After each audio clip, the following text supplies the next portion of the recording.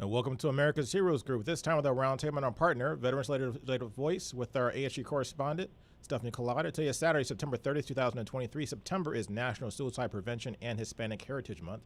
Our host is Kelley. I'm Sean Clem with a co-host. Our executive producer is Glenda Smith. Our digital media producer is Ivan Ortega of Scouts Honor Productions. And once again, we have Stephanie with us. How you doing, Stephanie?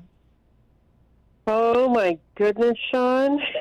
All the news is coming very quickly, and it's happening very last minute, so I'm trying to catch up.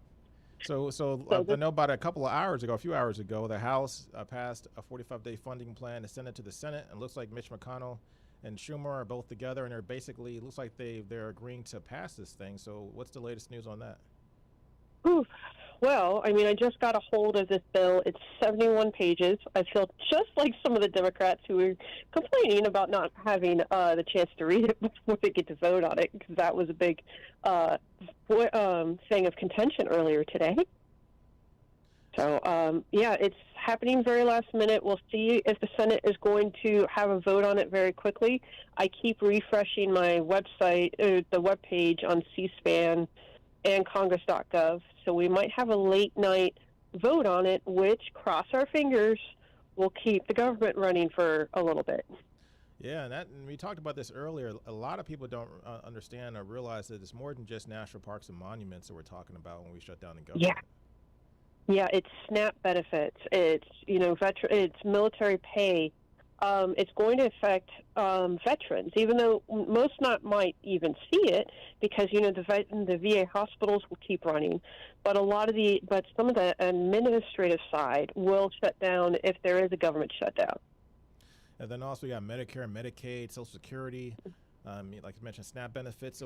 So why do we keep going through the same story over and over again? Because this happens more often than not. It seems like when we have a budget due October 1st, and we very seldom ever get a budget by October 1st. No, 3 times in the last 47 years we've ever made it before, and I think the last one was in '97. Wow. So I mean, it's not that great. But the Medicare, Medicaid, and Social Security the payments will stay unaffected, as well as VA disability. They used to be in part of the issue, but they've now made that mandatory, so that we won't see that happening to anybody just yet. If this was the government ceiling, the debt ceiling issues, yes, we would have had an issue. But that's different with a government shutdown. And then tell us also about when the last shutdown we had was back in 2018 with Trump. It lasted 34 days. Did we learn anything from that shutdown? That we actually lost a good amount of money. I mean, billions of dollars. Because, we do mention the national parks. National parks charge a fee to come in, and that helps run the parks and also other things. And so we lose out on that money. By the way, Joshua Tree in California, when they were basically shut down, people still kept going and actually destroyed parts of the natural environment, because they started just going right through, hitting areas that they could actually get through, and destroying part of the park. Wow. Yeah. That's really horrible. So, yeah, it's really frustrating. Now, for the veterans, they will see it in a few ways. If we do have a government shutdown, so those that you've heard of vocational rehabilitation, and there's other job benefits that the VA can provide, training, what have you. Counseling for that would be shut down. The government GI Bill benefits hotline would be shut down if there's a government shutdown. Wow. So you can't call that hotline if you're having an issue with your school, trying to get paid on your tuition. Are there any parts of the VA that shuts down? The VA regional offices, so those that would be managing the claims processing for VA disability benefits, those probably would be impacted. The national cemeteries won't. The applications and everything will still be accepted and processed, so that part will be okay. I always wondered too, because I know during a few shutdowns, military members did not get paid. Like paychecks just stopped, but you still got to Yeah. you're still on active duty. You still got to do what you got to do. You still got to do your drill, things like that. So Yeah. how was back pay handled? Back pay would usually happen, within like a week or two after the government comes back. From what I remember, when I was a reservist, we would actually not have our drill weekends. When we had a couple of continuing resolutions lapse, we've actually gotten the call the week of the drill weekend, and they're like, well, don't come in. We'll let you know when you can. I think the biggest fear for a lot of vets is they fear that when they go to the VA that they're not going to be able to go to the hospital, or if there's not going to be any doctors there. Right. No, that will still be fully staffed. They will be okay. So definitely keep going to the hospital when you need to keep going to the hospital. Be on top of that. If you have to go to a non-VA hospital, still call within 3 days to call the VA and let them know that this happened, because you get 3 days to tell them, and still try to get those things processed. From what I can find, that will still be open as well. And then, so when you went through this, tell us more about your experience. 'Cause it was pretty severe for you, because you had a lot of things going on in your life at the time when you went through your government shutdown back in the day. Right, yeah. In 2013, when the government shut down, we also were just going through the furloughs. We had to cut our days back. I think we lost about 45 days of work or something like that in 2013. And then I had just moved to Washington State, and so you spend a lot of money when you move. And the government shutdown happened October 1st. We were sent home, and then after about 3.5 days, we were called back in, and we were allowed to continue working, which was great. And then we were back paid, even for those 3 days. So it can happen for people, but for government contractors, more likely than not, you're not going to be paid. You will be furloughed, and then you won't be back paid. Wow. Yeah, my aunt was a government contractor with USDA, and she was not back paid at all in 2013 or 2018. It was really frustrating. TSA agents, for example, during the 2018 government shutdown, they were still having to work, and they were not paid for those 34, 35 days. So people started quitting to find other jobs that will not be impacted by a government shutdown. And then people were also calling in sick, so they can try to find another way to get some money. That's wild. So yes. So what's going on the political landscape now with this shutdown still imminent, but it looks like hopefully we'll avert it if everything goes as we hope. How does the McCarthy look now as a representative and trying to lead the House as a leader? Is he in danger? Very possible, because he had to compromise with things for the continuing resolution. And I mean, although the Ukraine aid money was not included in the CR, there has been a bump up on the federal disaster relief funding. So that was good, because that will help people in Hawaii, those that were impacted by Idalia in nearby me in Florida, and in other locations. So that hopefully will be okay. But the thing is that he had a compromise with Democrats, and some hardliner extreme right does not take that very lightly. And I mean, that's a very historical saying going back to the Tea Party a decade ago. People that had compromised or worked bipartisan things with across the aisle, they've actually been penalized and voted out. Wow. For doing that. So it can be very risky nowadays. Is that minority still? Because first of all, whatever happened to the Tea Party? Are they still alive and kicking, or are they? What's going on with them? That one I'm not quite sure of. I mean, there's a few things that had really hurt the Tea Party, especially finding out who was funding the Tea Party, and that they pretty much, those that were running for it under that party, was that they were having a lot of issues because they didn't understand the politics. They were not legislative people in the state, city, what have you, so they didn't have a whole lot of background. And that actually hurt them in the long run, was because they basically couldn't really help a whole lot of things, and they weren't that effective. And that's one thing I see as well, is that you have a lot of people who want to change government, but they have no idea how government actually operates. So they can't get anything done. Right, and that's a big thing. I mean, I've been trying to help out a few House representatives that I know across the, aisle of what I'm registered in, and because they didn't understand of how government shutdowns can impact reserve or National Guard people. If you miss one single drill, if it's a particular drill weekend, that can hurt your unit readiness between 25% and 60%.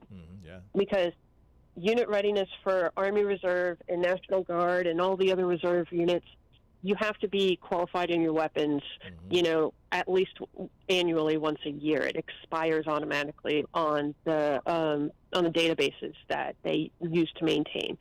You have to have medical evaluations every year, and that has to be, updated. Those type of things. A lot of units schedule big drill weekends with weapons qualification, with the health evaluations in a drill weekend to get everybody done. And if we have a government shutdown, that's canceled. And that is really ineffective when it comes to our unit readiness. I've seen people fired for having their unit readiness drop even just 20%. And it can be really scary because these numbers go all the way up to the president. It goes through the Pentagon. They examine it for the Reserve and National Guard units. Majority of them are examined every quarter. For those units that are up for deployments, they are examined every month.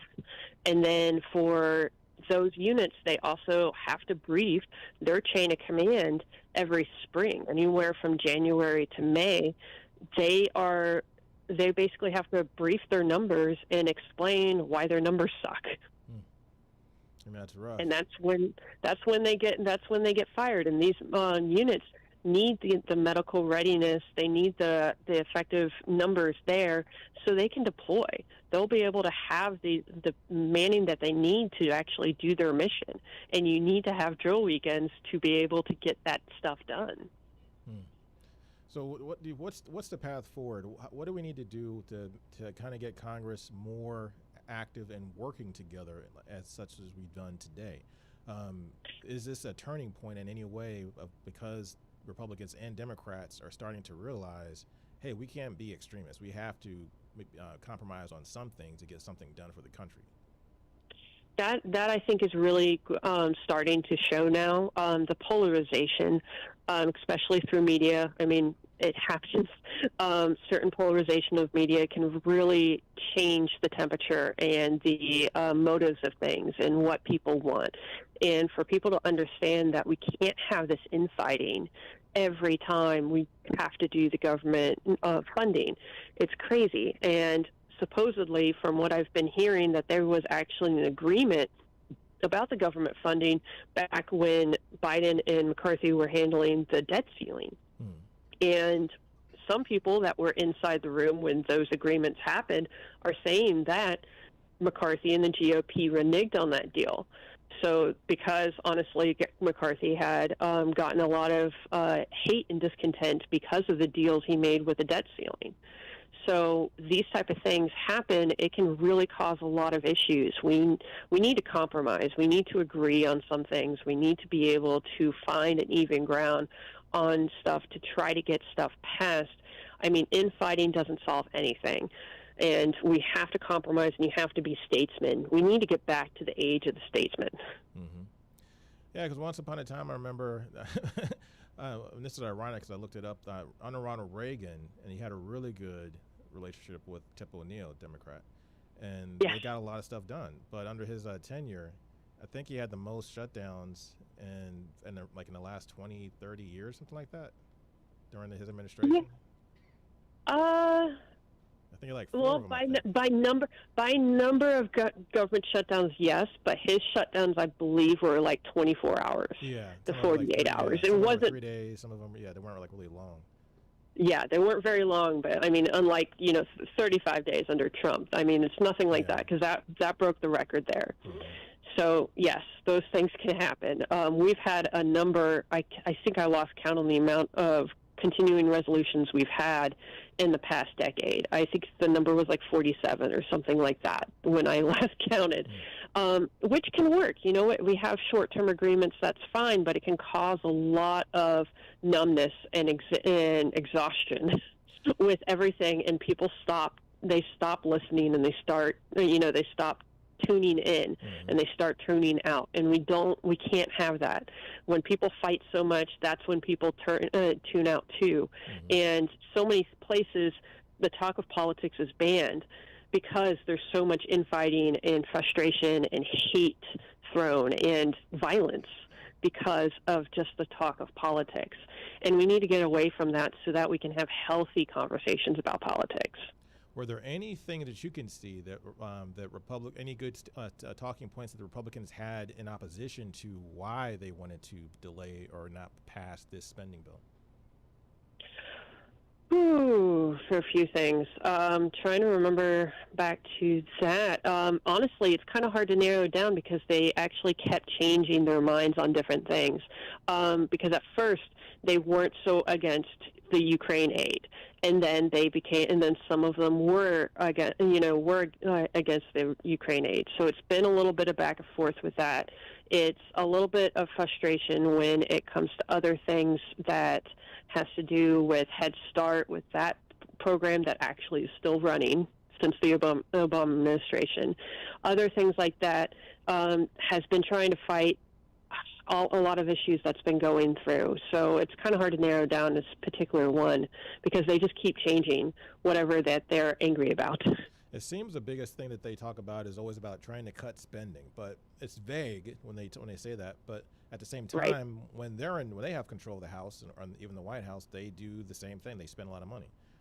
Yes, and then they also only cut spending for things like tax cuts, but the tax cuts towards the ultra-rich, which we know, trickle-down economics does not work. Right. So those type of things is what we're really trying to work on. I mean, for example, the infrastructure bill that a lot of Republicans hated and, threw a lot of hate towards, but then they're celebrating. They go to wherever the infrastructure bill is actually going to start, digging shovels in the ground in their hometown, and they're celebrating the infrastructure bill. So it's a little frustrating sometimes when those things happen. We just got to take it as we can and not be so argumentative, and then not stoop down to the negative level. Wow.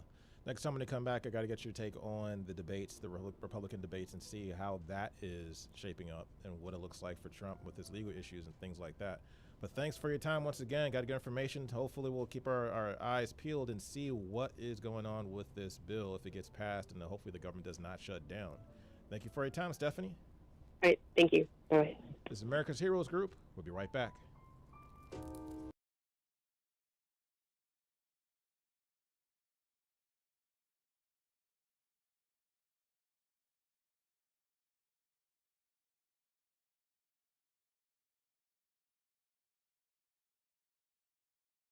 Hi, this is Cliff Kelley, Vietnam veteran, co-founder, and host of America's Heroes Group. We have helped hundreds and thousands of veterans find the resources they needed to move on past trauma, find the services they need to heal, find training, jobs, and housing. That's our mission. To support this mission so that we can continue our work and have even more veteran stories of overcoming and success, we need your help. Right now, please consider making a donation to America's Heroes Group. Dig deep and give what you can to support this mission and help those veterans in need.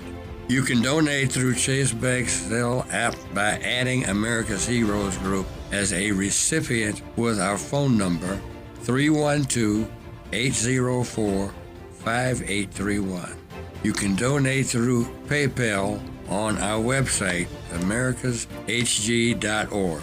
From the home page, go to donations, or you can go straight to www.americashg.org/donations. And finally, you can send a check to America's Heroes Group, Inc., 155 North Quaker Drive, Suite 4250, Chicago, Illinois, 60606.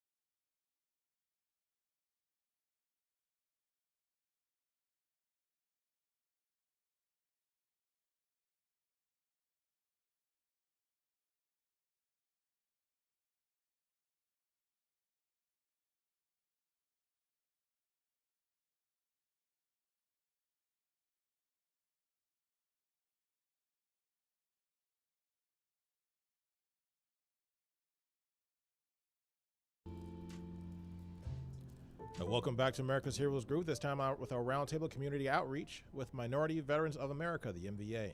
Today is Saturday, September 30th, 2023. September is National Suicide Prevention and Hispanic Heritage Month. Our host is Kelley. I'm Sean Claiborne, the co-host.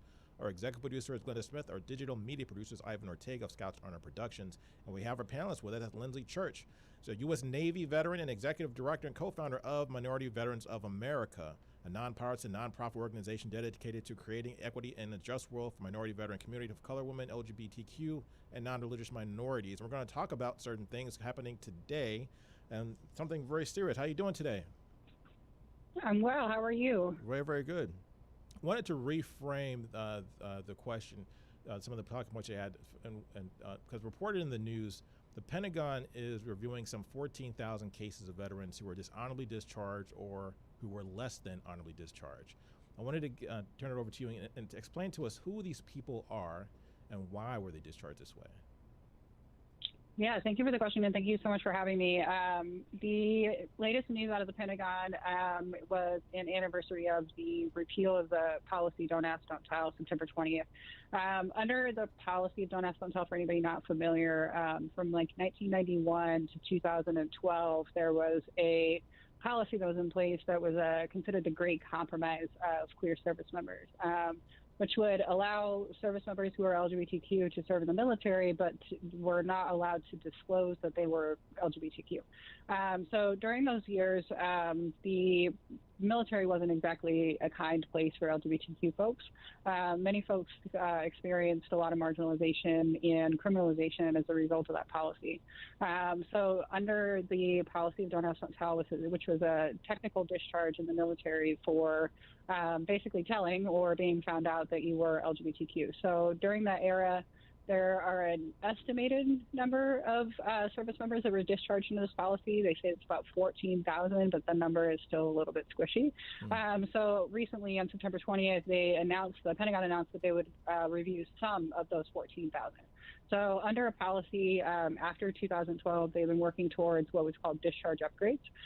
So folks that had a dishonorable discharge or other than honorable discharge for Don't Ask, Don't Tell violations could apply to the Pentagon to have their discharge upgraded. So of those 14,000, it's estimated like a little over 1,500 to 2,000 have actually been able to use that discharge upgrade, the system to be able to upgrade their discharge. That leaves about 12 to 13,000 service members who still don't have their discharge upgraded. So the Pentagon released that they would be automatically reviewing this, meaning that instead of service members having to go to the Pentagon and say, hey, my discharge was not just, can you upgrade it? They're automatically going to review about 1,800 to 2,000 cases of folks that were discharged under the policy. So still a relatively small number compared to the 14,000 or so that are estimated that were removed under this policy. But the Pentagon considers it a good start towards a longer range outreach campaign to upgrade many of these discharges. And prior to 1993, prior to the Don't Ask, Don't Tell, there were at least 100,000 or more people who were discharged, less than honorable or dishonorably discharged, simply because of their identity. So explain to us the seriousness of a dishonorable discharge, how that affects a service member when they get out of the military, talking about career-wise, talking about other things where that record will follow them around. Yeah. So, I mean, I served in the Navy. I'm third generation. I'm also LGBTQ. I'm trans and queer.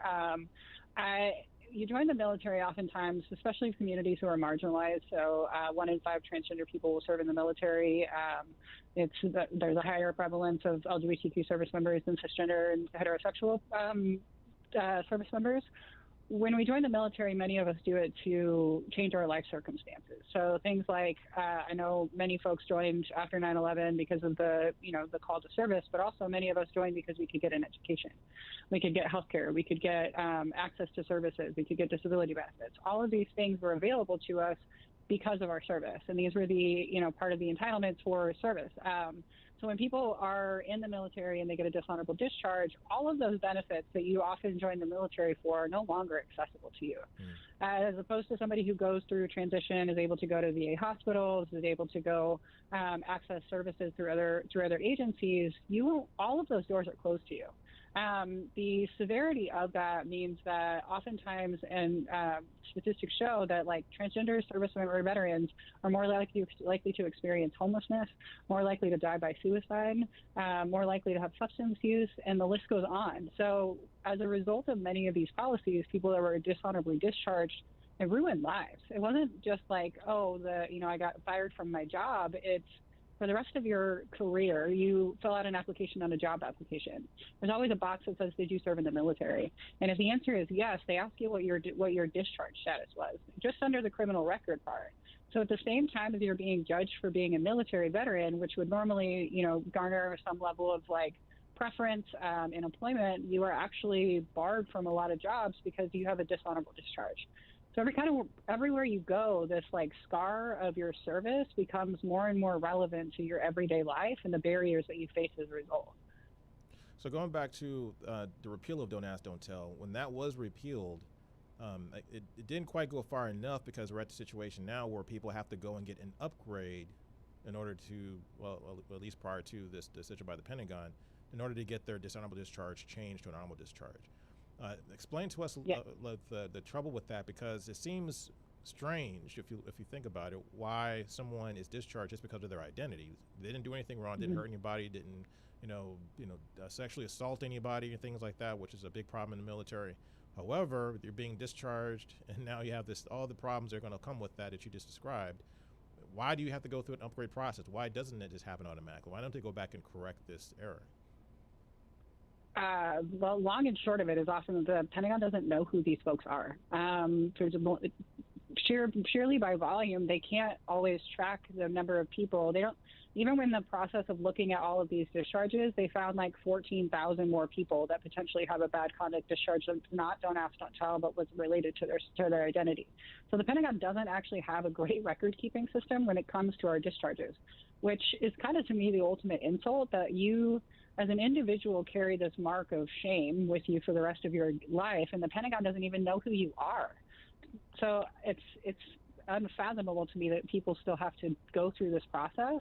But at the same time, they set up this process thinking that this was the way. And even after Don't Ask, Don't Tell, things didn't automatically get better. So a lot of people, even after Don't Ask, Don't Tell, got in trouble because of the way that they looked, or were more likely to get disciplined and ended up getting kicked out as a result of their perceived sexual orientation. So culture didn't change overnight. You still had a military transgender ban people didn't talk about very often that Don't Ask, Don't Tell actually only covered LGBT service members. And after that policy changed, they put another policy in place that said trans service members were still no longer medically fit. So you actually still faced many of these barriers, and society stopped talking about what injustices were being done in the military. So the Pentagon set the system up, and it's a part of it is that they just don't know who these folks are. It should be automatic. You shouldn't have to do this. But when you think about what happened to service members that were discharged in this policy, we've actually lost many of them. We have no idea how many of them have died by suicide, how many of them have never touched a veteran program in their entire existence because they were thrown away by the military. You have very real impacts that are happening in people's lives, and people just, once you're thrown away by an institution, many people never go back. So there's a good possibility some of those people have already died or will never come back to a system that discarded them and just did it without even tracking who they were. These folks have been marginalized and criminalized, and nobody wants to go back to that. I want to ask you this question because I think it's important for a lot of people to understand, because a lot of us who don't necessarily identify with the LGBTQ community, they may not understand the challenges that a person in the military goes through who's in that community. Can you describe a little bit what are the challenges and what's appealing? We talked about some of the benefits and the reasons why you joined, but what is military life on a daily basis, and how does that affect your ability to do your job? That's a good question. So I'll tell you a personal story. I joined the military twice. Once I was supposed to join the military at the age of 18, graduating high school. I was in the delayed entry program. I was set to go to the military 13 months later. And in that time, I came out as LGBTQ. And the policy was not looking like in 2003 like it was going to change anytime soon. So it would be another 9 years before the policy was even overturned. And I was just coming out and trying to figure out who I was. So I actually said, I went to my recruiter and I told him I can't do this, and he says, why? And I said, because I'm LGBTQ, and there's just nothing he could do at that point. 5 years later, I still wanted to serve. In 2008, I joined the military again, knowing full well that I was walking into a policy where I was going to have to hide myself.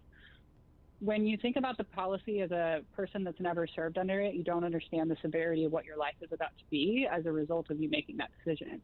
I spent 4 years, I was severely injured and in the hospital, and I spent 4 years trying to hide my girlfriend back home, the person I was trying to date, the people that would normally be there to support an individual going through military service. I couldn't do that. I couldn't have any of the normal life. And any time that I opened myself up to tell anybody who I was, I had to worry about whether or not I was going to be safe. And you talked about sexual assault, which I think is really important in this conversation because LGBTQ service members are more likely to be sexually assaulted. So the problem of military sexual trauma actually intersects with our community, and we're more likely to be brutalized. When I was in the military, I made the mistake of sleeping with somebody, and they told me that if I didn't keep dating them, that they would go tell my command that she and I were both gay. And I would ruin my life. And I didn't want any of that. And instead I had to do things that compromised my integrity just to stay safe and not get kicked out of the military. These things came up in our lives every single day. We always lived in fear of whether or not we were going to get in trouble next. I know I got in trouble for really stupid things. I got in trouble one time and ended up standing at the quarterdeck for 30 minutes because my hair was out of regulation in civilian clothes. And if you're military community, you know you can't be out of regulation in civilian clothes, but I somehow managed to get myself in trouble. There were many times that I was more likely to get in trouble than somebody next to me because of the way that I looked and because people didn't want me there. So you're challenging this major system that operates with so much impunity and has so much power over whether or not your life is going to change as a result of their bigotry. And I think you touched on something that's so important to really realize. Even for me, it crystallized something is that because I joined for the same reasons, to get benefits. I joined to get education benefits. I joined for the VA home loan. And imagine if you spend all this time in the military and that gets taken away from you for something that you really, in some ways really can't control. You're trying to just be yourself. It's not like you're trying to do something to harm anybody else. You're just simply being discharged for who you are or who you identify as. How frustrating is it when people don't seem to understand that, or they feel that maybe the introduction or the existence of LGBTQ in the military is somehow destroying or undermining the strength or the toughness of the military? Yeah, it's an interesting argument, and often comes from people who have never served a day in their life. The LGBTQ community is some of the most patriotic Americans that I know. When you think about how likely LGBTQ people are compared to their dominant culture counterparts, 1 in 5 trans people would serve before the trans ban was overturned.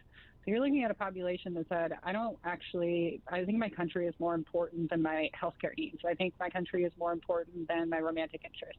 So I think my country is more important than anything right now. So you have these folks that literally knew that the world was going to be built against them, but their country mattered more. And so when people think that we are a distraction, if you look at even just the data argument, I might be, self-invested here, and that's the way that people look at me, but the data says the same thing. That even after the policy of Don't Ask, Don't Tell was overturned, I think it was the defense secretary said it was the biggest non-event of their career. Literally nothing changed about the way that they did things. And it was a cultural clash for a while there. But at the end of the day, we've been there the whole time. LGBTQ people have not just newly joined the military. We've existed in the military since the military even existed.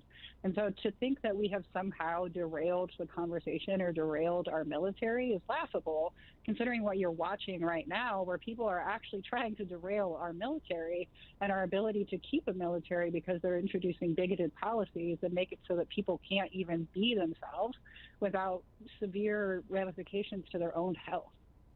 I think that's well said. So tell us about your organization, Minority Veterans of America. How did you start this organization, and what is your mission? Thanks for that question. MEA was founded in 2017 by myself and my co-founder. We were both students at the University of Washington. I'm a queer trans veteran. She's a Korean American woman veteran. And we both tried to work within the student veteran organization. I actually founded a department on campus. I was American Legion post commander. And everywhere we both turned, we were not welcome. We didn't feel supported. We were often marginalized or asked inappropriate questions when we places. Nobody wanted to really talk about the unique needs that people had at different identity, intersections of veteran identity and our personal identity. So in 2017, in a text message, because what's more millennial than starting an organization over a text message, we said, I will never understand what it feels like to live in your lived experience, and you'll never understand what it feels like to live in mine. But we're both being harmed by the same systems here. We're both being harmed by the systems that don't want us, that we have to fight against. And if we can create organizations that are just for one minority group, we are going to be small. And they will continue to tell us that we don't matter because there's only, 1 point something million LGBTQ veterans. There's 2 million women, 5.5 million racial minorities, and 1.6 of religious minorities. When you break all of those communities down, you actually end up with a really small group. But when you pull everybody together and you say, all right, we're going to figure out what's most important collectively, and we're going to fight for that, and we're going to fight the institution that tells us that we don't belong, we actually started to see that we started to get somewhere.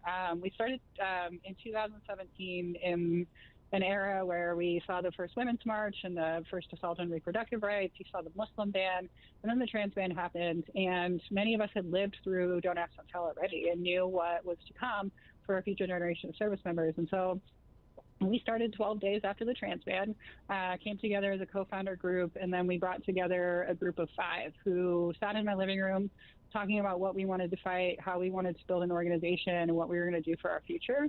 And those 5 grew to about 3,000 members around the country and world.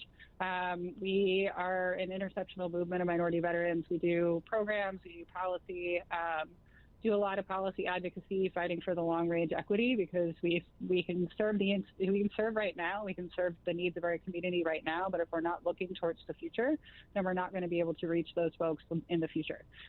So we do a little bit of both. We have a large program out in Washington State called People to People, which is an ecosystem of support for veterans, as well as case management for folks experiencing crisis. We have an Emerging Leaders Program. We're actually welcoming out our cohort 3 of our Emerging Leaders Program this week. And we have an annual summit, which is also this weekend. And we just have a lot of fun. We're a community of imperfect people trying to create a better future for the veteran community. And none of us are perfect, so we all have things we have to try to improve. But you're doing things that actually make the world a better place because of your work of inclusion. Tell us about this summit that's coming up. Yeah, I thank you for that, by the way. We are fighting as hard as we can to make this world as equitable as possible. We host an annual summit starting in 2020. This is our 4th annual summit. It's in Seattle, Washington. This is our first time we're doing it in person. We come together every year to talk about the issues that are most important to our community and bring together advocates, activists, policymakers, folks that have really amazing expertise to have a series of conversations over the weekend. There are no presentations. There are just conversations about what's happening in our community, what we need for our future, and how we can all come together and fight. So it's in Seattle, Washington. Very excited. If you are in Seattle, Washington, find us, Minority Vets. We have sponsored tickets if you need a ticket and you just want to come out. We have lots of ways to be there, but ultimately it's a really amazing opportunity for our community to gather and come together in a time when it's never been more important for us to figure that out. I remember you. I see your picture on our screen. That's now. I remember your face from the Hill Day. We went to D.C. a few months ago. Was it 6 months ago or so? Yep. And we actually advocated for dental health for veterans. How did you get involved with that fight, and also how do you see the progress of that coming now? And also, one other thing too about that. What did you learn from the experience of traveling to D.C. and talking to people on Capitol Hill about issues that are important to veterans? So funny, I'll go to the first question first. How did I get involved in this? It's kind of a funny story. If you know Chaps from Barstool Sports, he runs a podcast called Zero Blog 30. A while back, I was on a hearing and Madison Cawthorn was cleaning a gun, and I took a picture of it, put it on the internet because who cleans a gun in a hearing on toxic exposure? Chaps actually reached out, and their spouse works in the LGBTQ space. They have navigated a lot of inequities themselves, and we became good friends. So the person that runs the American Institute of Dental Public Health is a veteran spouse, and she's been working on equity in the dental public health space. Veterans face a lot of disparities when it comes to dental. Anybody that's familiar with the VA, unless you're 100% service connected or have an injury to your mouth, you're not getting dental from VA. Somehow dental is excluded from the benefits package because somebody somewhere said that they should be separate. So the group of folks came together from different veteran serving organizations, the American Institute of Dental Public Health, and advocates across the space, as well as storytellers. So I often do my best to, on our advocacy days, to be the person that brings together storytellers, because I think you have a lot of policy advocates that hit the Hill regularly, but it's the storytellers, the veterans that are impacted themselves, that move the needle the most. So on what is the question about dental public health? The progress on that right now is about as progressive as the budget shutdown right now. So often a lot of people don't want to talk about dental because they're the costs associated with it, but it's one of the greatest disparities that we have as veterans. It's just one that is not talked about nearly enough. In addition, the reason why we are as invested as we are is because the dental outcomes for minority veterans are so much worse because we often face socioeconomic disparities, don't have health care, don't have dental coverage. Dental is also very expensive, even with insurance. So many of the folks that live in the most marginalized dental space are the minority veterans that need access desperately but don't have it. As far as moving the needle, we need policymakers to pick this up as an issue that we all care about. Often we're faced with our community facing such extreme disparities, like in the space of housing, in the space of suicide prevention, in the space of military sexual trauma, that dental becomes the last thing that anybody talks about. But it's one of those spaces that we can work across the aisle to figure out how does this work best for folks like us that work in minority communities, folks that work in rural communities that also face extreme dental disparities. And really, that's one issue that I think in the veteran space, there's the most opportunity for us to work across the aisle to figure out how do we move this to make sure that veterans are cared for in that space. And the last question about what I've learned on the Hill. I've learned a lot. I've learned that there are a lot of people that talk about supporting service members and veterans, and many of those folks are the same ones that are quick to remove our benefits and say that they're not needed. There are a lot of folks that will tell us that they care about us and then vote against us. There's also a lot of space for us to be able to advance policy through telling our stories. I know you had Steph Kalota on just before me, and Steph has hit the hill with us several times talking about military sexual trauma and the need for reproductive health as a result of military sexual trauma, which people have somehow disjointed the two, that military sexual trauma and reproductive health are two different conversations, but they're actually intertwined. And so we've figured out ways to bring coalitions of people together and be able to bring, 25 advocates to hit the hill to be able to work on the issues that we care about. Often we get doors slammed in our face. It happens. But more often than not, we have stories that need to be heard, and people recognize the importance of those stories when we go there. So if you are a veteran and you have the opportunity to hit the hill, you have one of the strongest voices on the hill, because not only do you have these deep needs, but you also have been fighting for those needs and for the needs to be addressed in your service.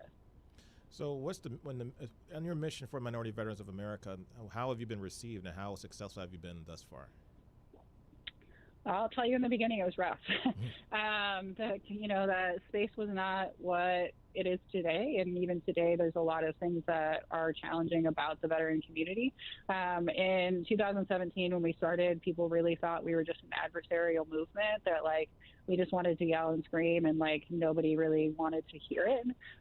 Over the years, though, they built a base, and that has been the most powerful thing about what our work is that our base building work in different cities and across the country has been what gave us a voice that is able to change things. If you look at the veteran landscape now, they're talking about issues that they would never have talked about before, except that veterans stood up and said, actually, I do need that. So a good example of that is last year, in the wake of the Roe v. Wade, the Dobbs decision, the VA had never provided any type of abortion counseling or services as a matter of policy, despite that they've had women veterans and spouses through the CHAMP VA program throughout history.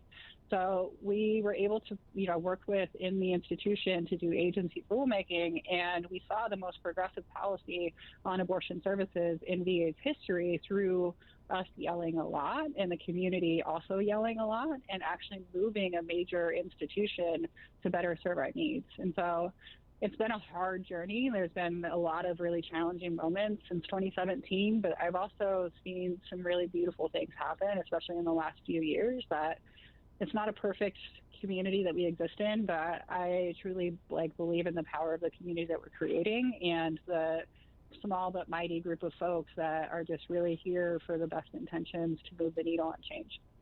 So my last question, what do you want our audience to know as the most important thing? What do you want them to take away as paramount of everything else?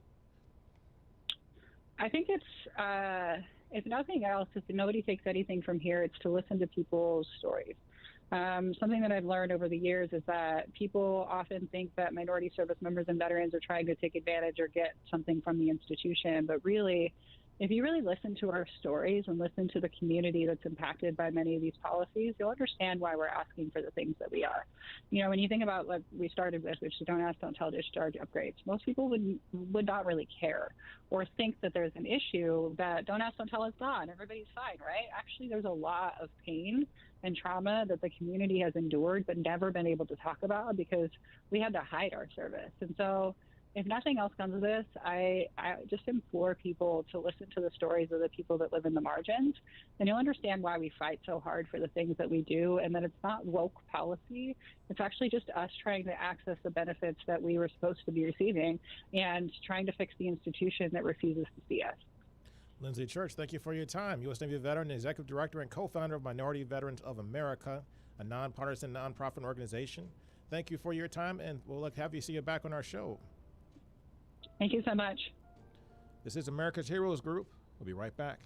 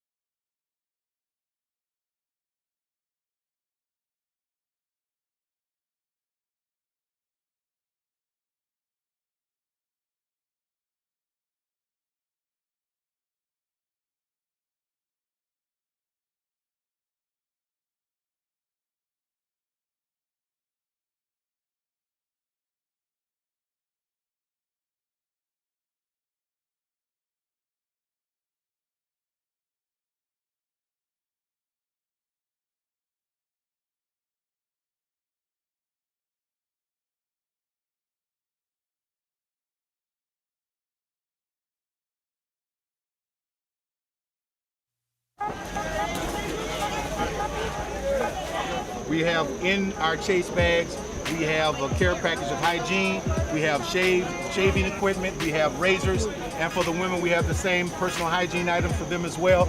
And we want to say thank you for their service. This is Chase Bank. Thank you very much. People in the neighborhood, free haircuts, free service, free food. Look good.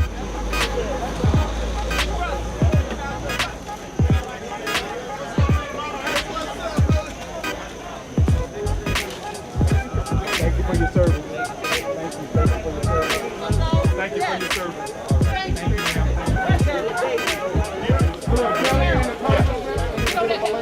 Okay. On behalf of Cliff Kelley, America's Heroes Group, we sincerely thank Chase Bank for coming where it matters to help homeless veterans have a hot meal today and a care package.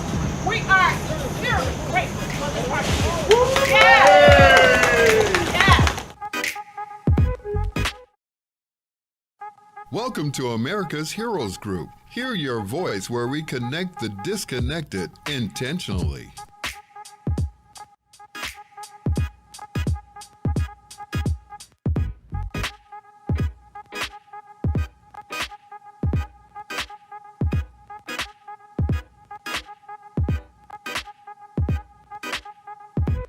Who is Cliff Kelley, the governor of talk radio, the icon of radio throughout the world.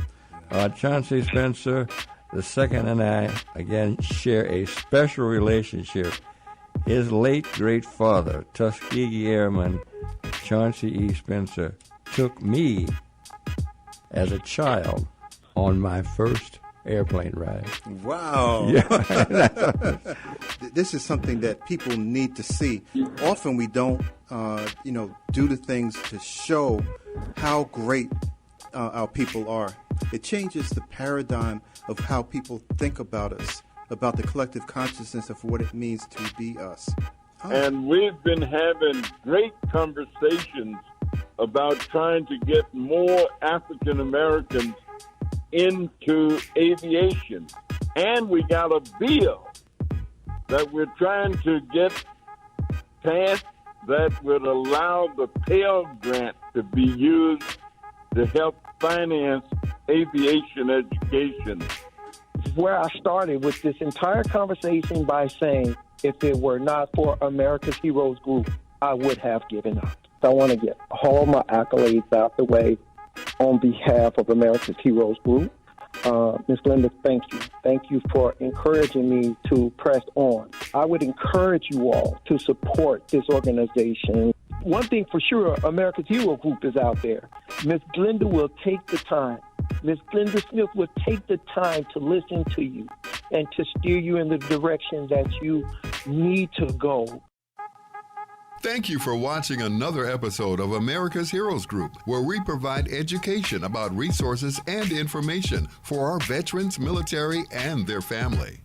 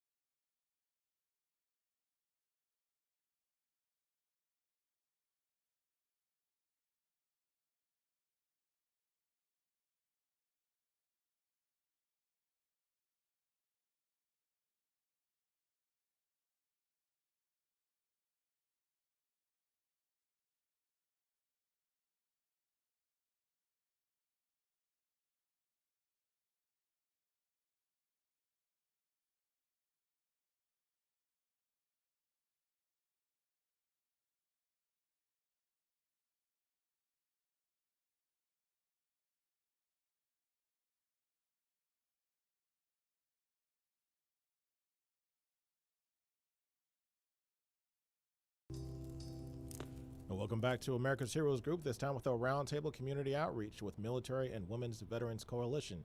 Today is Saturday, September 30th, 2023. September is National Suicide Prevention and Hispanic Heritage Month. Our host is Kelley. I'm Sean Claiborne, the co-host. Our executive producer is Glenda Smith. Our digital media producer is Ivan Ortega of Scout Honor Productions.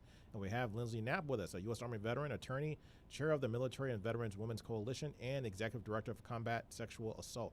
We're going to talk about the purpose, agenda, and programs and services of the Military and Veteran Women's Coalition. How you doing, Lindsay? Hey, how's it going? Thanks for having me on. It's our pleasure. So you're an attorney, you're an Army veteran, you're also a survivor of sexual assault and domestic violence. Tell us about what the services that you offer in your program and how that helps people.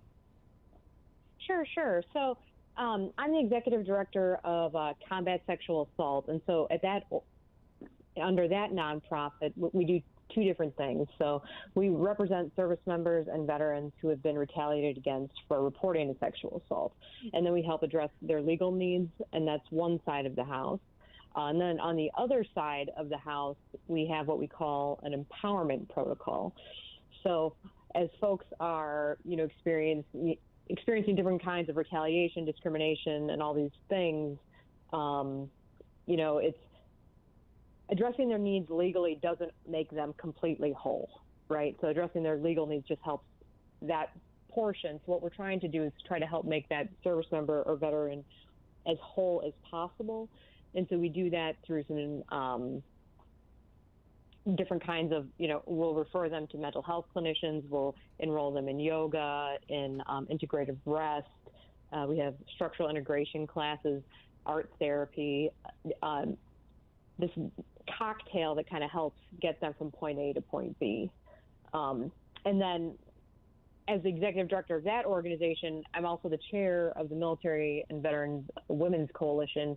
And what we do there is we're essentially like a conglomerate of nonprofits that are similarly situated. They're trying to help female veterans in this space. And then we advocate nationally on a whole host of issues, to include military sexual trauma, but also education, employment, mental health, toxic exposure, women's health, homelessness, incarceration, education, deported veterans, and the list kind of goes on.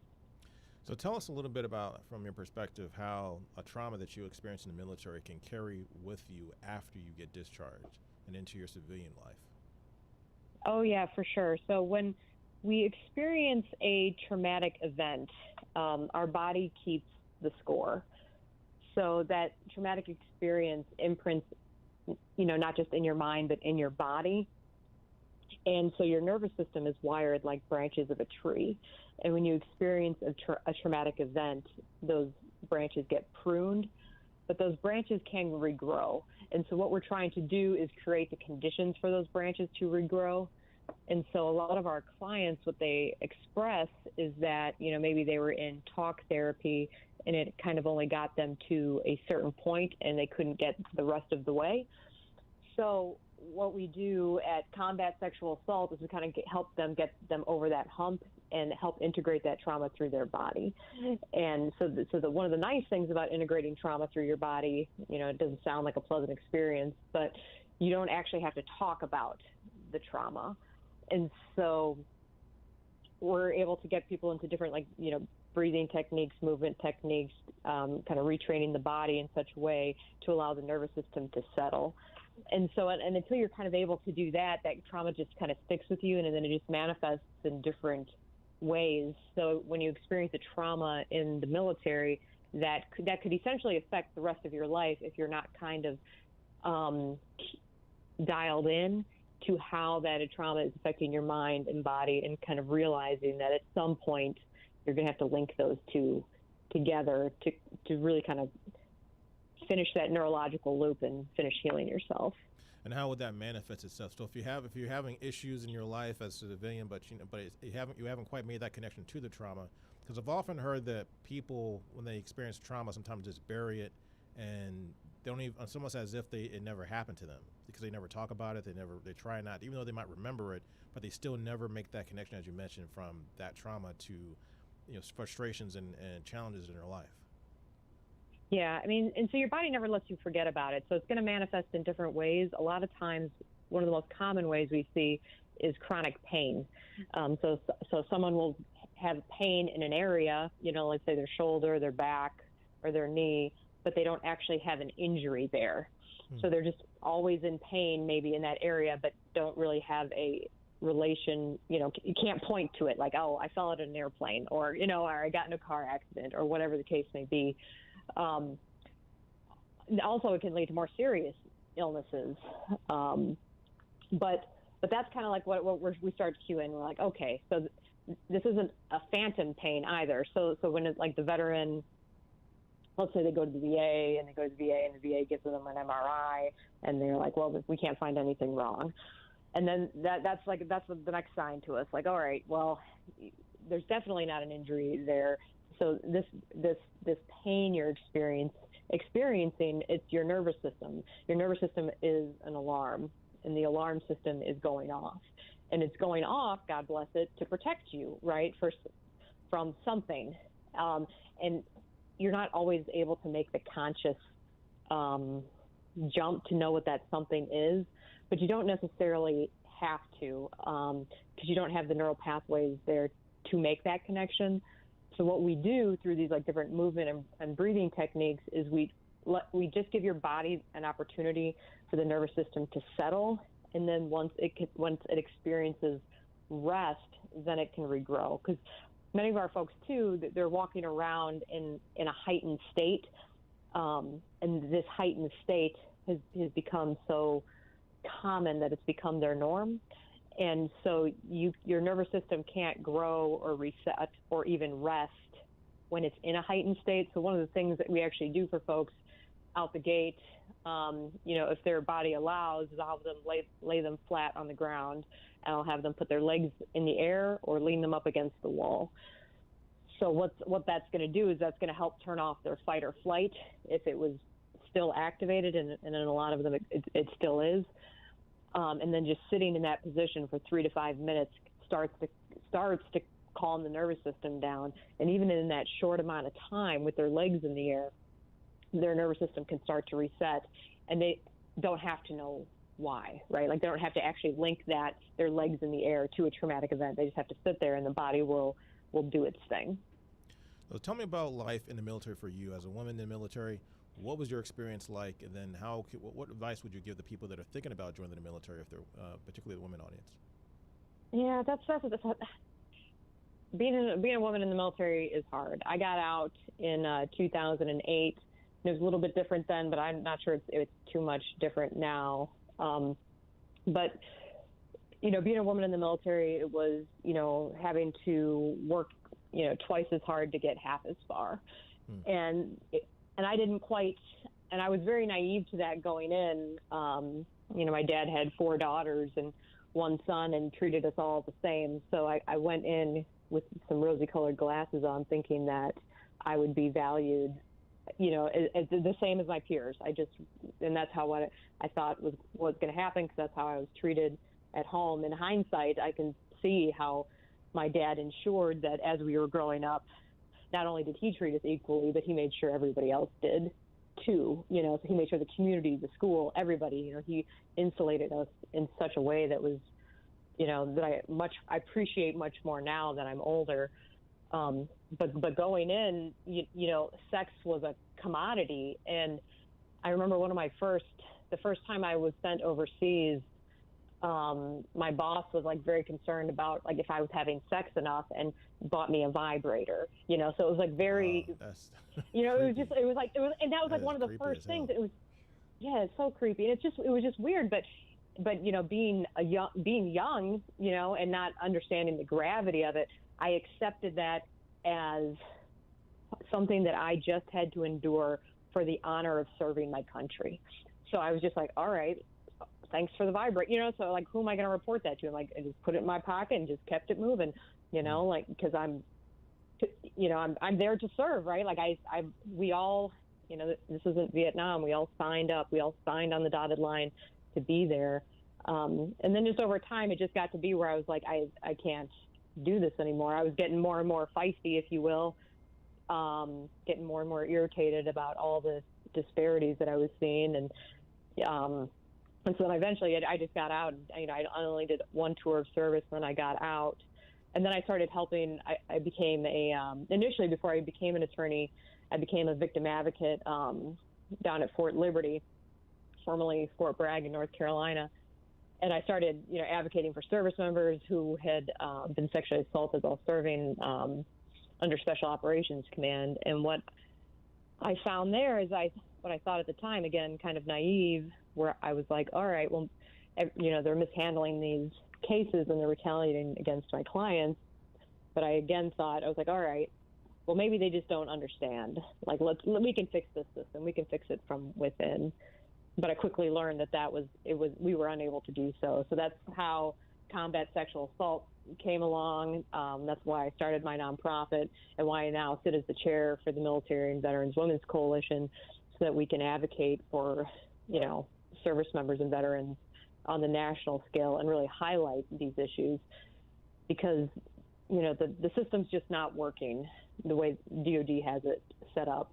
And, if we're the strong, arguably the strongest military in the world, and if the Department of Defense could fix, for example, sexual assault in the military, they would have fixed it by now, right? Like it's a no-brainer. Like, you hold people accountable. That they want to fix it? They think they're serious enough about fixing it? Because I think if they wanted to, they could do it. But I'm not sure if they really are serious about taking that task on. No, they're not serious about it at all, because. And this is what I tell them when I'm like fussing at General Milley or General Brown or whoever I'm fussing at on any given day.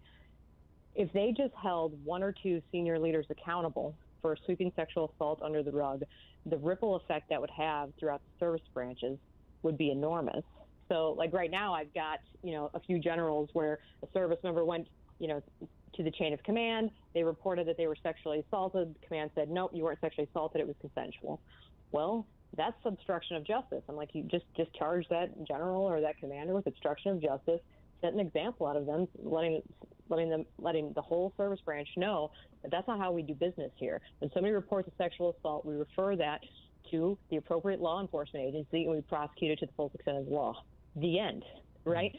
So, but when the person can't get through that first wicket, when they look at and then their supervisor looks them in the eye and says, nope, consensual, get back to work. Oh, yeah, and go work with that person that you just reported about. That is a clear indicator that the military has no intention of taking this issue seriously, because they could do it then, right? Like, they could do it at that very important moment. Mm-hmm. So where does the Military and Veterans Women Coalition have the biggest impact right now? So right now we just went through like rebranding and our did a relaunch campaign. But what we do is we are a coalition. So what we do is we reach out to other organizations like my own, Combat Sexual Assault, but also like Never Alone Advocacy, 1 in 6, SWAN, POD, Pink Berets, etc. And we just get this huge group of folks that are collectively advocating on very specific issues. So we're kind of building the bench, if you will, mobilizing all these other organizations that are doing similar work, have similar goals, and kind of getting everybody's name on one sheet of paper so we can move and advance these issues forward. So then from there, once we kind of get this collective group on board, we'll go address whatever issue we're addressing that day. And so it varies, but sexual assault is obviously top on that list, but so is like reproductive rights and reproductive health and mental health and homelessness and all the other kinds of stuff. So we go to Congress, we go to different congressional leaders, we advocate for different kinds of policy changes. And then, we speak to the media, we try to educate civilians on the issues that are affecting our service members so they can kind of get on board too. But it's really kind of like reminding the people that the power is with the people, right? And that they have more power than that they realize. Sometimes it can just feel like, the government is doing what the government's doing and that we're too small to make a difference. But really the government is far smaller than we are. So as long as we can, remember our own power, remember and find our voice, and that remind ourselves that we matter and that we can do this, bringing everybody together and moving them forward is the way we get the job done. Now, have you seen impact happening through your organization? Yeah, we've had a lot of success. We've gotten a lot of congressional leaders to advance certain policies. Lately, our most successful action items are items we were able to add to, like the National Defense Authorization Act, which is a bill that gets passed annually that funds essentially the U.S. military. So we've been one of the things we've been working on is trying to chip away at something called U.S. v. Ferris. U.S. v. Ferris is a Supreme Court case that essentially bars service members from suing the military for negligence. So one of the ways in which, so for example, like medical malpractice. So if you've got a military doctor that does really, really bad, right, a service member is just kind of stuck.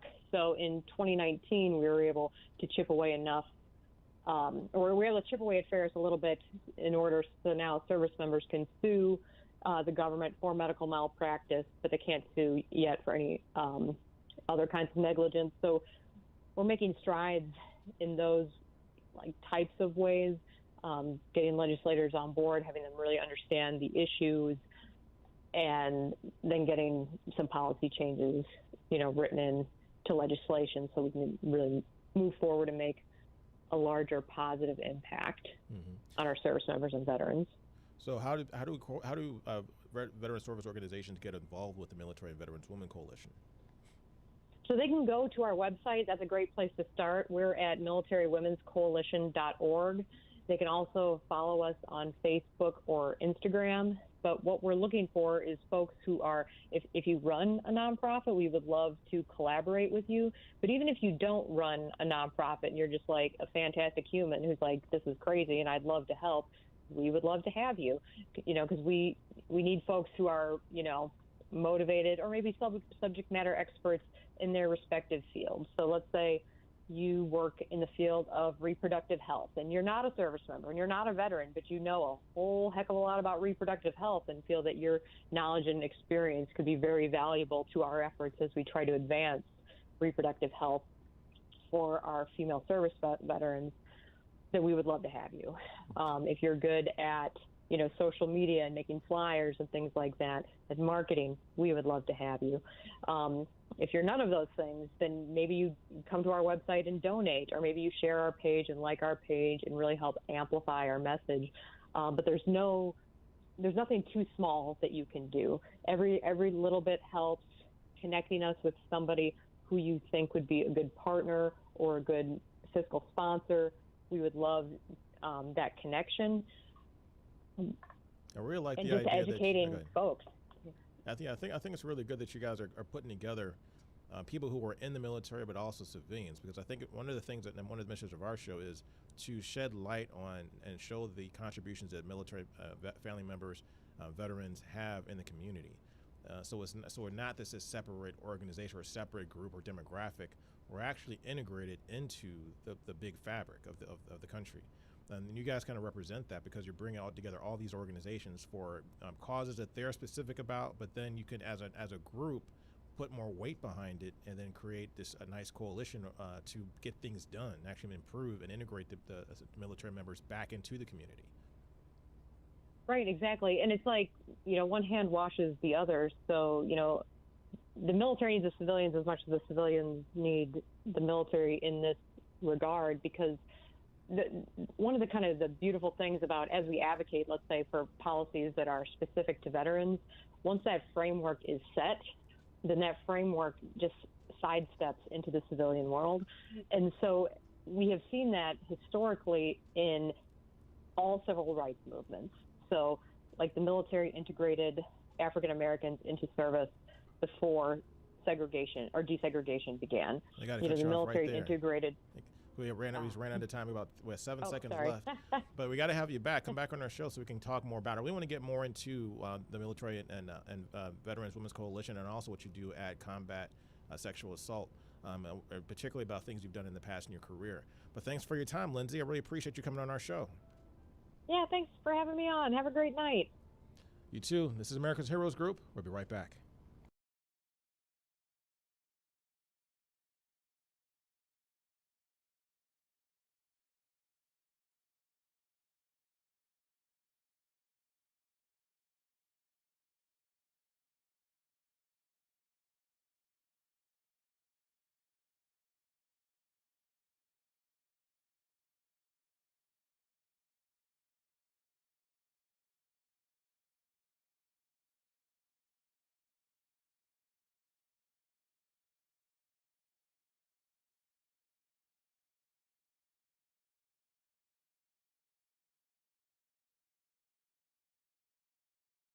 Hi, this is Cliff Kelley, Vietnam veteran, co-founder, and host of America's Heroes Group. We have helped hundreds and thousands of veterans find the resources they needed to move on past trauma, find the services they need to heal, find training, jobs, and housing. That's our mission. To support this mission so that we can continue our work and have even more veteran stories of overcoming and success, we need your help. Right now, please consider making a donation to America's Heroes Group.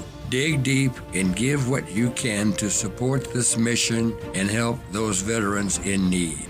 You can donate through Chase Bank's Zelle app by adding America's Heroes Group as a recipient with our phone number 312-804-5831.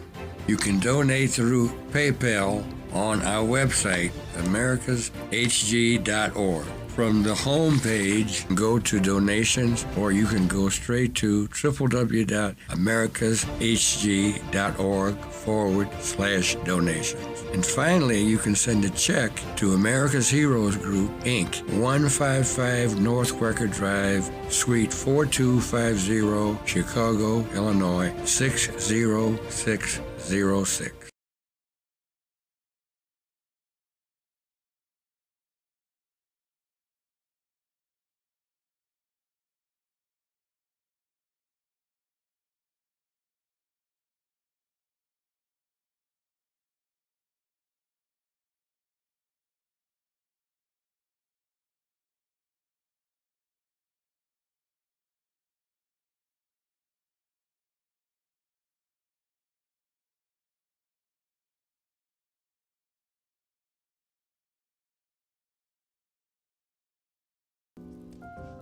Welcome back to America's Heroes Group. This time we are globally connected with KFF Health News. Today is Saturday, September 30th, 2023. September is National Suicide Prevention and Hispanic Heritage Month. Our host is Cliff Kelley. I'm Sean Claiborne with the co-host. Our executive producer is Glenda Smith. Our digital media producer is Ivan Ortega of Scouts Honor Productions. And we have our panelists with us today, Julie Rovner. She's a KFF Health News Chief Washington Correspondent and host of its weekly news podcast, What the Health. Julie's discussion today, we're going to talk about her article she has in KFF, which is what happens to health programs if the federal government shuts down. How you doing today? I am fine. How are you? Pretty good. Glad to have you on our show. So I've read your article, very great article. So the AP Wire earlier today talked about how the House passed a 45-day funding plan and sent it to Senate. Senate now is going to hash this out, it looks like. Hopefully we get something done. Tell us about how this affects, in the broad scheme of things, health programs if, in fact, the government shuts down. Yeah, well, the government, it looks like now the government's not going to shut down on October 1st, the first day of the new fiscal year, but we could be going through this again in about 6 weeks. And health programs would be affected in a lot of different ways. It's really kind of confusing. You have to sort of be an expert on federal budget policy to figure out what keeps running and what doesn't, and who gets paid and who doesn't if the government shuts down. So tell us a little bit about mandatory versus discretionary spending. What's the difference and why is that important? That's the first big difference that you get to. Mandatory spending goes on no matter what Congress does, unless Congress passes a separate law to change it. So those are things like Medicare and Medicaid and Social Security. And they continue even in the absence of funding, because what's really happening, what we call a government shutdown, is really Congress's failure to continue the appropriations process, to get the appropriations bills passed before the new fiscal year. And of course, what happens is if they don't get the main bills passed, which they often don't in time for October 1st, they can pass a continuing resolution that can last a week or a day or 6 weeks in this case, or 6 months. And that's what appears to be happening today. The House obviously passed already. The Senate seems to be getting ready to pass it as well. So things that are funded through the appropriations stop, and things that are funded other ways continue. And there are a lot of other ways besides just sort of mandatory discretionary that things are funded these days. And we're talking more than just national parks and monuments too. If in a sense of a government shutdown, what happens to Medicare, Medicaid, Social Security, SNAP benefits? How are these things affected? Well, as I say, in different ways. Most of Medicare continues unchanged. I spoke with the head of the office that oversees counseling for Medicare beneficiaries because Medicare open enrollment starts October 15th. And I said, what happens to them? And she says, well, it's okay because the money for those, for 1-800-Medicare, the hotline, and for the state counseling programs is already out the door. So that would not be affected because that money has already been spent. Medicare benefits would continue as usual. People could still get health care. Doctors and hospitals could still get paid. But nearly half of the agency that actually runs Medicare, the Centers for Medicare and Medicaid Services, would be furloughed, nearly half the staff. So a lot of things that should get done probably wouldn't get done. And things like new enrollments for Medicare probably wouldn't get done. The last time the government shut down, that was one of the things that didn't happen during the shutdown. Medicaid would be similar. Those are handled mostly through the states, but we're in the midst of this big Medicaid unwinding where states are having to re-examine everybody's eligibilities who are on the rolls, which was almost 90,000 people at the beginning of the year. And the people in the federal department who are overseeing that would probably also be furloughed, and they wouldn't be working. So, again, the programs themselves continue, but some of the ways the program is run would not. So people can be rest assured the Social Security check will be in the mail?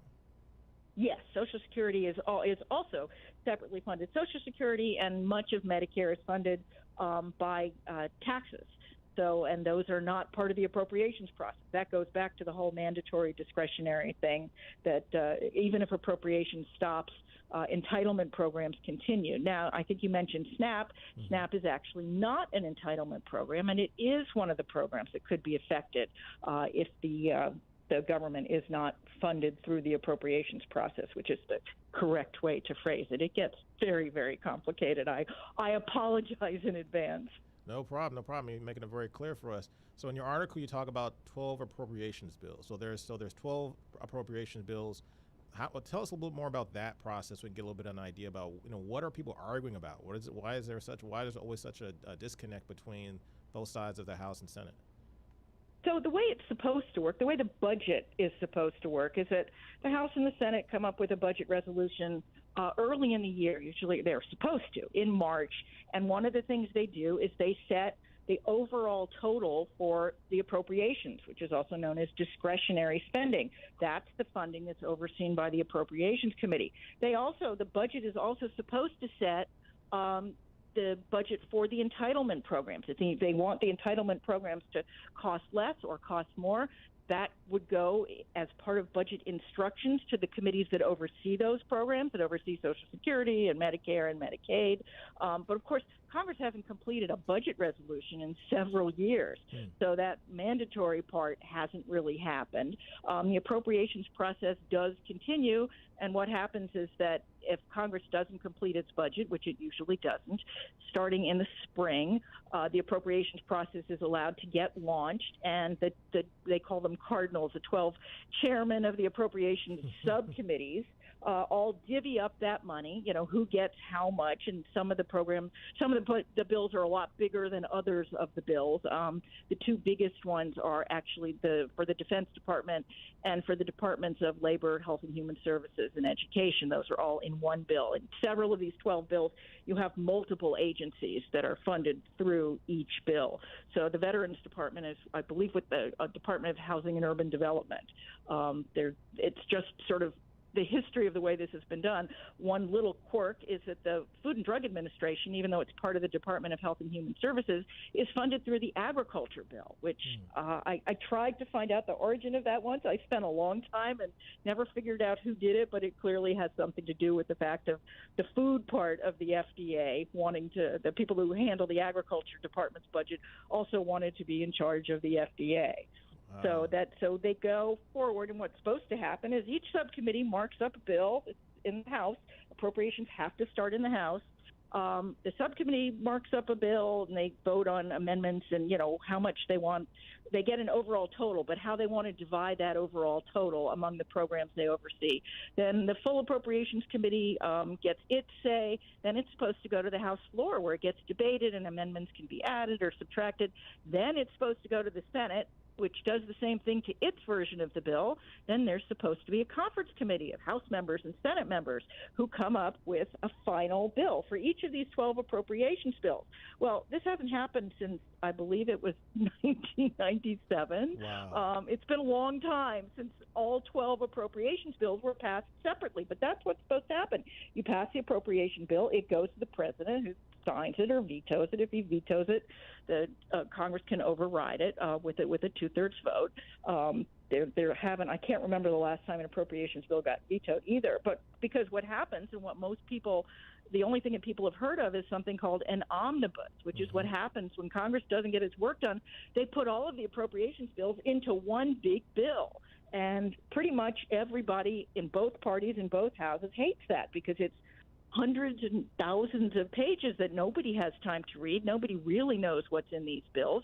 They haven't been able to debate each of the bills, which is what is supposed to happen, but they're running out of time, and they end up doing this very large bill. And every year, no matter who is in charge, whether it's the Republicans or the Democrats, they all promise we're going to go back to regular order, which means passing the appropriations bills one at a time on time. And of course, again, this year it didn't happen. The Republicans actually tried.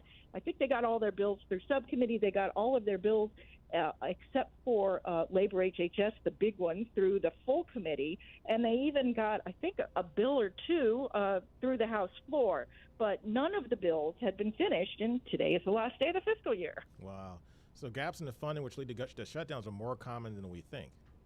Oh, yeah. And it's, this is, again, when it usually starts when Republicans are in charge of the House, because, again, the appropriations funding must start in the House. So if the House Republicans can't sort of agree on what they want to do and pass a funding bill, that kind of stops the whole process in its tracks. So the last several shutdowns have, although the last big shutdown in 2018 and 2019 was under a complete control of the Republicans. They controlled the House, the Senate, and the White House at the time. In 2013, the big shutdown before that, the Republicans had control of Congress, and President Obama was in the White House, and they were trying to delay the rollout of the Affordable Care Act.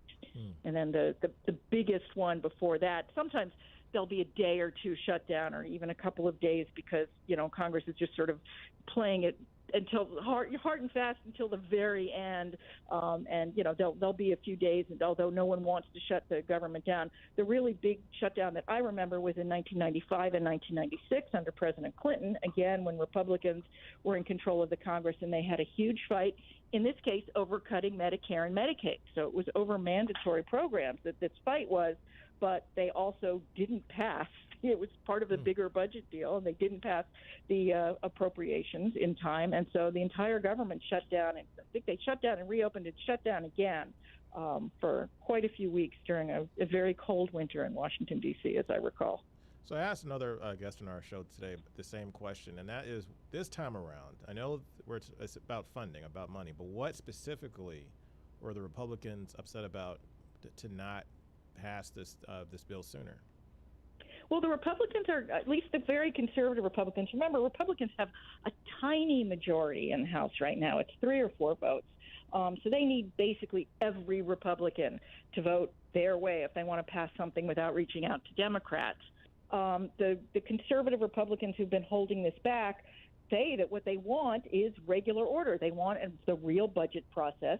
They want to cut the budget. They would like to cut discretionary spending by about 1/3. They're very deep cuts that they want. The irony here is that discretionary spending is a tiny part of the federal budget. They could cut all of discretionary spending, and they still wouldn't balance the federal budget, because most of the money is mandatory. So it's sort of they're making a fuss and making a stand over something that, even if they got exactly what they wanted, wouldn't accomplish what they wanted, which they say is to balance the budget. Wow. So you're pretty confident that this will go through the Senate will pass it, and we'll have these appropriation bills passed. So are we doing an omnibus, or is it still 12? We're not doing 12 different bills, is that right? No, well, this is a continuing resolution. An omnibus would be if at some point they bundle the 12 bills for the rest of the year together. That's an omnibus. Sometimes, and this is sort of congressional jargon, sometimes they'll try to pass 3 or 4 bills in a package, either the House or the Senate, and they call that a mini bus because it's cute. So sometimes you'll hear of a mini bus of a couple of bills. In 2018 and 2019, actually, most of the Health and Human Services Department didn't shut down because Congress had passed a minibus of the defense bill and the Labor, Health and Human Services bill. So those had been already signed into law. So if some of the bills get done, then those agencies are not affected by the shutdown. So this would be what they're trying to do right now is a continuing resolution. It would go until November 17th. I think the chances of them resolving this whole thing by November 17th are also pretty small. So in all likelihood, they would do another short-term continuing resolution that would keep funding basically at last year's level, probably until approaching Christmas, because they like to think that they can force a compromise because everybody wants to go home for Christmas. That's why we often have these holiday shutdowns. It's like if you back something up to a holiday where members really want to leave, maybe it will get them to compromise. Wow. We shall see. We shall see. So tell me, when from your experience, from what you see, I should say, inside what's going on inside the House particularly. Do you feel McCarthy is in any kind of trouble because it seems there's a lot of disorganization on the Republican side, and it seems like they're not quite clear about what they want? Well, basically, McCarthy made 2 different deals that could not satisfy the people that he made the deal with. At the beginning of the year, he promised the conservative Republicans, who took him 15 ballots to get to be Speaker, that he would not pass these appropriations bills without very deep cuts. He promised them that. Then when they settled the debt ceiling issue, which was back in the spring, he made another deal with the Democrats and with President Biden that said, we're going to cut the discretionary spending, but we're only going to cut it, I think it was by 1%. We're not going to cut it very much. And so he came back with that deal, and the conservatives said, we don't want any part of that deal. We want deeper cuts. And that's why he ended up in such a difficult position, because there was no way he could keep his word to both of the groups that he had made deals with. And that is still the case. So it's possible, if not likely, that some of the conservative Republicans who now feel betrayed because this bill that passed earlier today passed with more Democratic votes than Republican votes, they can come in and they can try and take McCarthy's speakership away. Of course, in that case, unclear who would take his place. It's not a very pleasant job right now. It's hard to imagine who might really want it. I remember Boehner having a lot of problems. Yeah, back in the day. But John Boehner got frustrated and quit. Paul Ryan got frustrated and quit. The Republican caucus is surprisingly hard to organize in the House. And they seem very divided right now. That's the thing. They are, and I would say, obviously, when you have such a small majority, every single vote, it becomes like the Senate. Every single person can force, everything to come to a standstill. I mean, in the House, granted, it's now 3 or 4 people, and that's, of course, what we're waiting for in the Senate. What we're hearing is that Senator Bennett, a Democrat of Colorado, is holding up the Senate vote because he's unhappy that the aid for Ukraine got stripped out of it. And that was odd because the Republicans weren't they against it initially, but then now they're right, for they were against it. Right, Republicans are still against it, and they took it out. So this 6-week bill has everything except aid for Ukraine, and Senator Bennett is extremely unhappy. I mean, the Democrats in general are unhappy about that, but Senator Bennett appears to be unhappy enough that he's making the Senate wait around, and apparently some of them are missing their planes home, and I think things are probably not very happy on the Senate floor. I'm just as happy not to be there today. So tell me, for the everyday person, what does a government shutdown really mean on a day-to-day basis? So how does it affect the everyday person's life? It varies. Again, if it's all of the appropriations, some things continue, some things don't. As I said, there would be a lot of staff that would be lost. National parks do close. Things that are considered sort of discretionary within discretionary spending. They have to keep going with things that I believe that the phrase is protect human life or property. So there's hospital on the ground to the National Institutes of Health, the NIH Clinical Center. Obviously, the doctors and nurses and staff who were taking care of patients at that hospital would continue to work, but no new patients could probably be admitted to that hospital. And again, it has to do with whether some people would have to work and not get paid. Some people would have to not work and not get paid. At the end of each shutdown, now Congress has always given back pay to the federal workers, but if you're a federal contractor, and think, it's not just the people, the defense contractors, it's people like custodial staff and food service staff. Those people end up often not getting back pay. And if you're in a town that has a lot of federal workers, it affects small businesses because suddenly you have a lot of people who are not getting paychecks. It obviously, depends how long it goes on. The mail does continue to come because the Postal Service is, again, not funded this way. But there are a lot of things that one, thinks of as being readily available from the federal government that aren't if there is a shutdown. Now, the back pay, that was a requirement that was passed by law in 2019. Is that right? Right. Mm-hmm. So what That's happened correct. before then? Was that did people? Did before then, members Congress had to vote separately on back pay. But now Congress is required to. But again, if the shutdown goes for several weeks or months, these are people who aren't getting any money. They can't make their house payments. They can't make their utility payments. They can't make their car payments. It's a big, more than an inconvenience, it can really be a desperate situation for a lot of people. I grew up in Washington, D.C., so obviously I'm often surrounded by people who have some link to the federal government. And it's not just politicians. It's people who are career workers who are doing the day-to-day work, and they're caught up in this political grandstanding. So if this continues into Thanksgiving, so 45 days from now, we have this kick the can down the road strategy to try to get some kind of resolution. That's around Thanksgiving. So what happens if the government does shut down? Who gets blamed? Will it be Republicans? Will it be Democrats? Will it be both? Well, it's hard to tell. I mean, if it shuts down again, it will likely be because Republicans are refusing to keep things open. But, who knows who the public will blame? I think a lot of times they just see government shuts down. Let's see, the president's a Democrat. It must be the Democrats' fault. So although I think that Speaker McCarthy was probably sure enough that the Republicans would have been blamed in this case, that he was willing to risk his speakership by going and doing a deal with the Democrats, which is exactly what happened today. Wow. Will he do it again? Will he even be speaker in 45 days? We have no idea. Chaos. We have chaos. Yes, it was definitely it's been a chaotic day and a chaotic week on Capitol Hill. Any last words about the article? No, just, it's important to, for people to sort of keep up and realize a government shutdown isn't the entire government, but it can be, it is hugely important, obviously, to the people who were part of the shutdown, and it can be much more difficult for, regular, everyday Americans to get services that they're used to getting from the federal government. Wow. Appreciate your time. You give us a lot of information, a lot of good things. Make sure that you reach out and see this article. It's on KFF Health News website. It's called, what is it called? I'm sorry. What happens to health programs if the federal government shuts down? Check it out on the KFF Health News website. Julie Robner, thank you for your time. I appreciate you telling us all this information. Thank you. Okay. Bye-bye. Bye-bye. So, audience, thanks for joining in again. We have a great show. We've connected with a lot of people. But if you have any questions at all, make sure you reach out to America's Heroes Group. You can reach us at americashg.org or email us at info@americashg.org. Or also, our phone number is 312-803-2618 or 312-804-5831.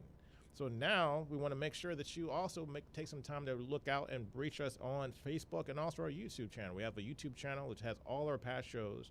We can see things we've done in the past and also some of the timely articles and timely features of what we talk about every day on America's Heroes Group. Glenda's not with us today, but she'll be back again next week.